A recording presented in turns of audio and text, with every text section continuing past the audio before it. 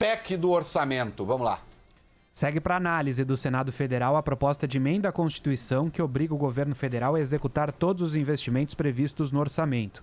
Ontem, esse projeto foi votado em 2 turnos pela Câmara. Na primeira sessão, o placar foi 448 votos a favor e 3 contra. Já no segundo turno, o resultado foi de 453 a 6. Caso a PEC entre em vigor, a parcela do orçamento que ficará engessada passará de 93% para 97%. Atualmente, os únicos pagamentos exigidos são as das emendas impositivas dos parlamentares. O objetivo do governo, porém, era aprovar no Senado a chamada PEC do Pacto Federativo. Essa é que era a previsão do governo, proposta que prevê justamente o contrário, liberando mais recursos do orçamento. Só que tanto o líder do PSL na Câmara, delegado Valdir, quanto o líder do governo na casa, o major Vitor Hugo, durante essa sessão de ontem, indicaram a bancada para apoiar essa proposta que acabou engessando ainda mais o nosso orçamento. Olha aqui, o orçamento já é bastante engessado com verbas obrigatórias de saúde e educação. Vocês se lembram quando o Paulo Guedes disse que pretendia mandar uma emenda, uma PEC, desengessando, isto é, tirando todas as desonerações. Porque hoje tem a verba da educação, a verba da saúde. Eu não gosto de orçamento engessado, escrevi hoje no meu blog, eu sou contra essa PEC aqui. Olha aqui, Reinaldo Azevedo é contra essa PEC. O governo hoje tem controle de apenas 90% do orçamento. De apenas 10% do orçamento, desculpe. 90% já são engessados. Só que em 2015, quem era o grande prosélito, quem era o grande defensor desta PEC que foi aprovada? O deputado Jair Bolsonaro. Em companhia de quem? Do também deputado Eduardo Bolsonaro. Essa nova é um verdadeiro gen novo da política, isso que está surgindo. É um salto evolutivo, meu querido Fábio Cuba. Eles eram favoráveis para encher o saco da Dilma. Eu era contra já. Porque, atenção, se isto for adiante e passar no Senado, e eu acho que vai passar, de um orçamento de 1,4 trilhão, o governo poderá manejar 75 bilhões, 3,2%. A margem de manobra do governo cai de 90%, né? Ou seja, a margem de manobra não, o orçamento engessado sobe de 90% para 96,8%. O governo vai ter 3,2% só para mexer. Isso já tinha passado, isso é essa emenda de 2015, de um deputado do DEM do Pará. Estava engavetada, claro. Estava engavetada. Aliás, ele ficou exibindo ontem o voto do Bolsonaro e do Eduardo. E depois nós vamos ver o que o Eduardo fez. Esse outro grande gênio da política, que tem como professor Olavo de Carvalho. Aquele que fica mandando no governo Bolsonaro lá da Virgínia, enquanto fica caçando comunista debaixo da cama. A única coisa que tem embaixo da cama, na verdade, pode ter, nesse caso, não é comunista, é urinol. O chamado pinico.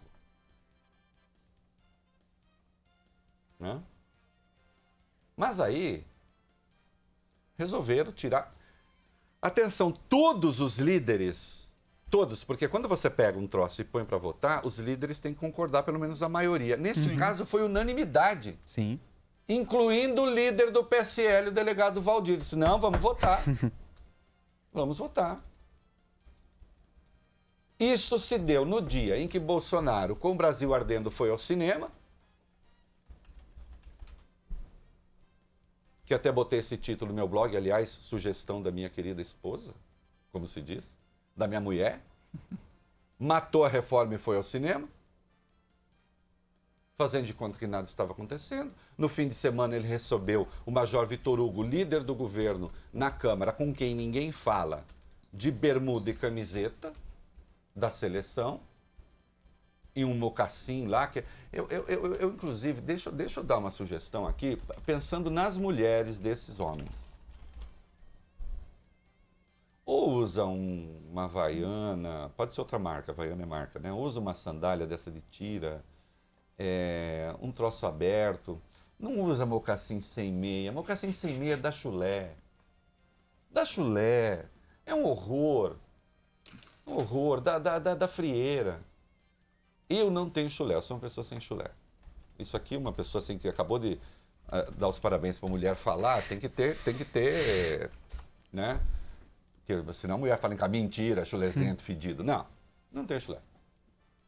Mas não faço isso. Que sua o pé, é anti-higiênico, dá fungo.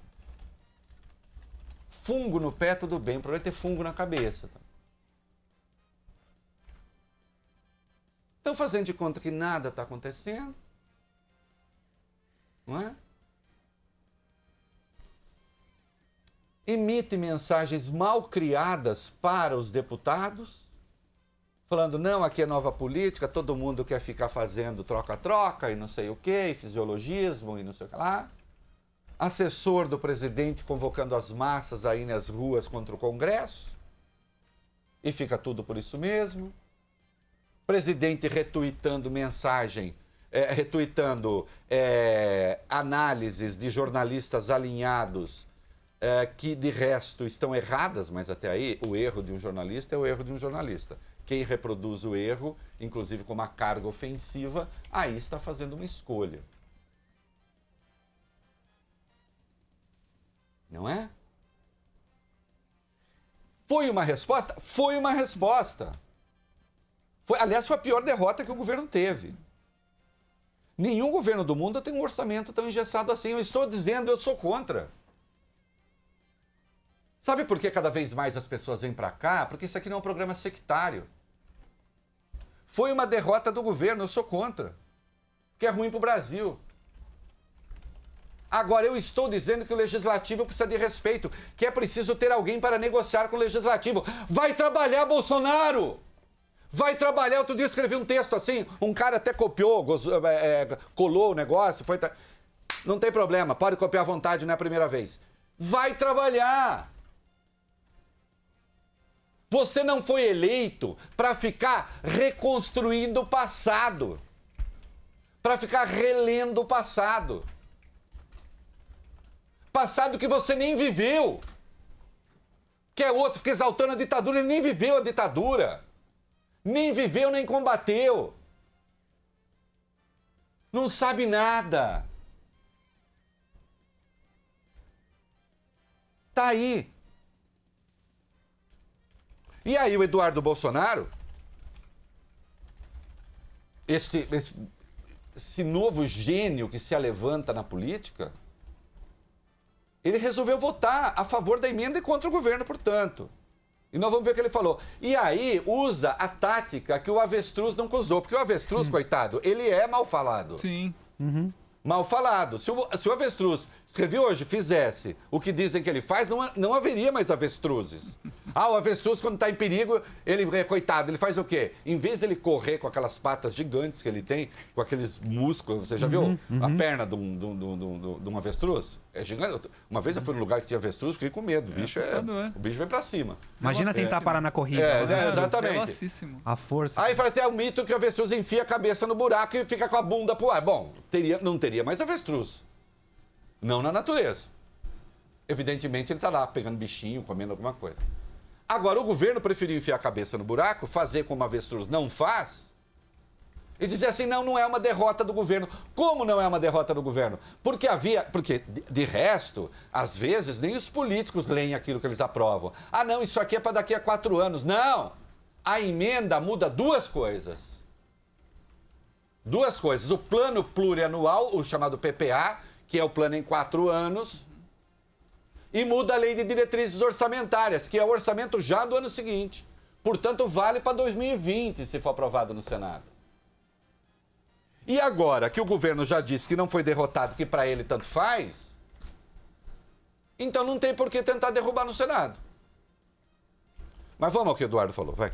Ele disse, Reinaldo, aliás, ele nega que a PEC represente uma derrota do governo federal. O filho do presidente foi um daqueles que votaram a favor do projeto.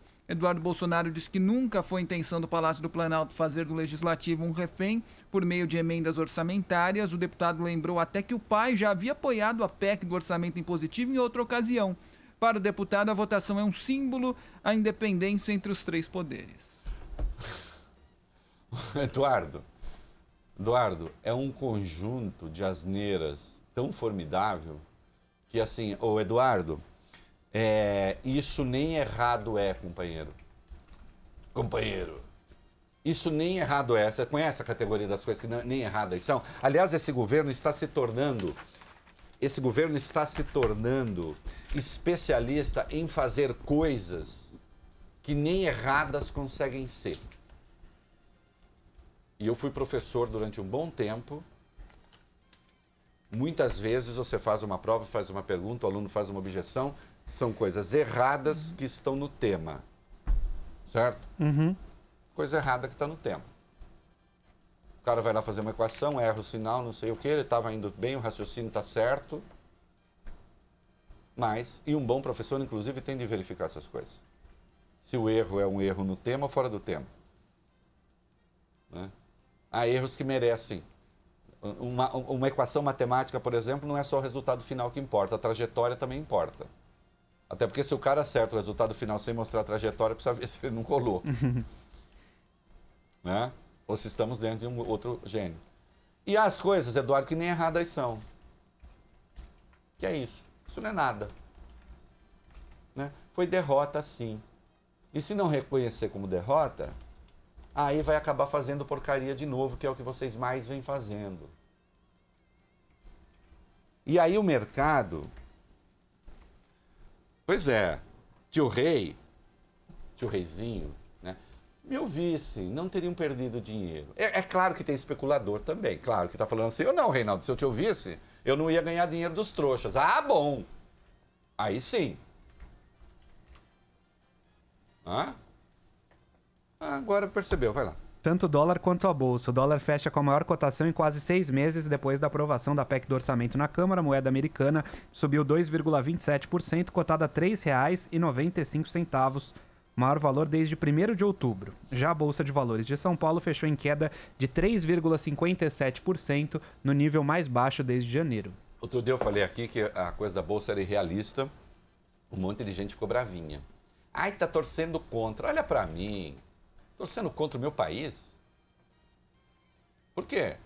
O país onde vivem as minhas filhas, onde vive minha mulher, onde vive minha família, por que eu vou torcer contra? Se o país dá errado, quer dizer que não impacta em mim? Eu vivo do meu trabalho. Eu não sou esses picaretas que vivem por aí, sabe-se lá como. Não, agora eu sou realista, eu tenho uma obrigação aqui com as pessoas que assistem o programa. O que o Maia falou? Também afirmou, Reinaldo, presidente da Câmara, que a votação dessa PEC não é uma medida política contra o governo de Jair Bolsonaro. Em nota, o parlamentar disse que a votação não impede o Palácio do Planalto de atuar no sentido de conter déficits, nem de realizar o contingenciamento de despesas quando achar necessário. Para Rodrigo Maia, a proposta torna o orçamento público mais realista e atribui mais peso às propostas aprovadas pelo Poder Legislativo. Eu acho que ele pode falar isso. E não adianta jogar nas costas do Maia, não como alguns estão fazendo. Né? Não adianta jogar nas costas do Maia, como alguns estão fazendo. Porque isso aqui foi o colégio de líderes que pediu. Uhum. Aí sim, ele poderia falar, não, isso vai prejudicar o governo. Mas por quê?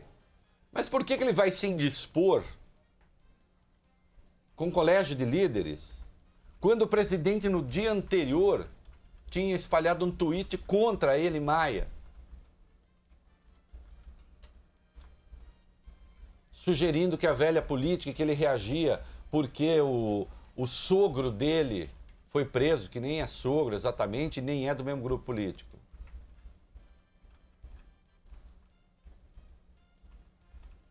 Não é? Aí, meu amigo,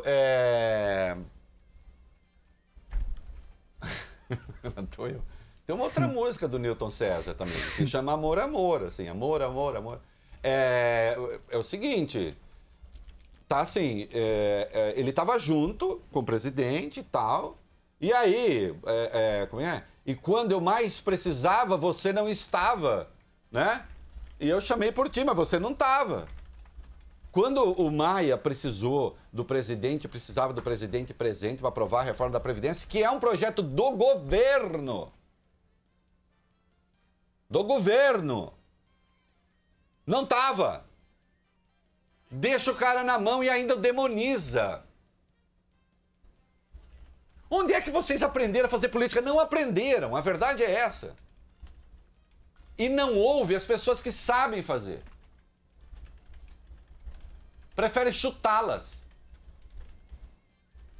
Se só vocês fossem quebrar a cara, olha, para mim, tanto faz, eu realmente não gosto de vocês. Quando eu digo não gosto, não é uma questão afetiva, eu não sou desse tipo. Eu não gosto intelectualmente, eu acho que vocês pensam errado, vocês fazem política errado, os livros de vocês são péssimos, porque vocês, de resto, nem livro tem. É uma gente que vai chutando tudo na base do braço e não sei o quê, de uma ignorância solar, que basta falar 3 coisas e a ignorância aparece na gramática, aparece no conteúdo, na referência histórica, em tudo. Na roupa, em tudo, nada excita o espírito, eu estou falando do espírito, de uma pessoa um pouquinho mais preparada, que faça algumas exigências, que tenha um pouco de delicadeza. Isso não tem nada a ver com dinheiro. Nada. Agora, eu insisto, eu faço uma leitura objetiva das coisas. O governo não poderia ter sofrido essa derrota porque isso não é bom. Só que o governo sofre essa derrota porque é ruim. E porque o presidente, em vez de estar fazendo articulação política, está tentando, reitero, reler o passado. Entende? Você achou até o... Claro. O amor. Opa! Até o fim do programa, vamos LP vai inteiro. Vai estar Milton certo. E quando eu mais precisava... Foi do comecinho, peraí. Mas que é bonitinho. Em mim você plantou amor. E em mim fez você novamente a ilusão. Você conseguiu dar a vida, fazendo sorrir o meu coração. Jamais poderia pensar que de tantas promessas... Ó, como cabe, precisa esquecer. Quando eu mais precisava, você não estava, clamei por você. Amor, amor, amor, estou aqui. Amor, amor, amor, espero por ti.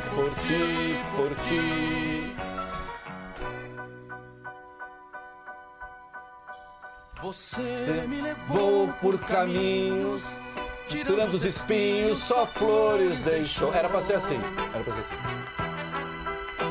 E juntos andando na estrada. Ó, tem um erro aí. Esquecemos que nada pudesse mudar. Esquecemos que nada pudesse mudar, não faz o menor sentido. Ele quis dizer, esquecemos que tudo poderia mudar. Mas aí virou um nada que é tudo, tudo que é nada. As pessoas às vezes fazem essa confusão.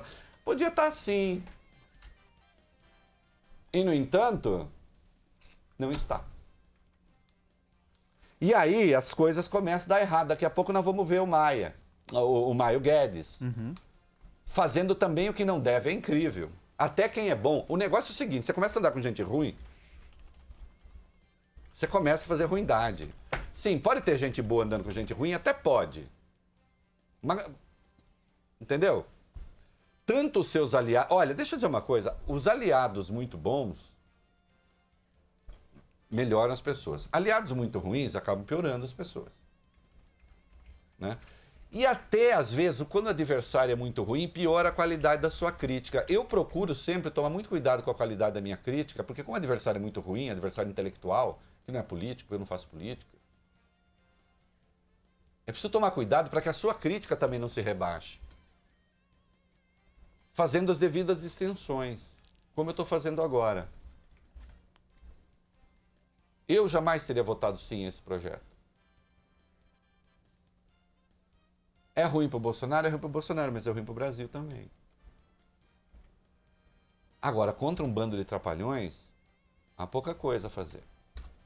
Aí o Guedes, nós vamos ver daqui a pouco, né, falando, olha que eu vou embora. Olha que eu chamo o Newton César de novo.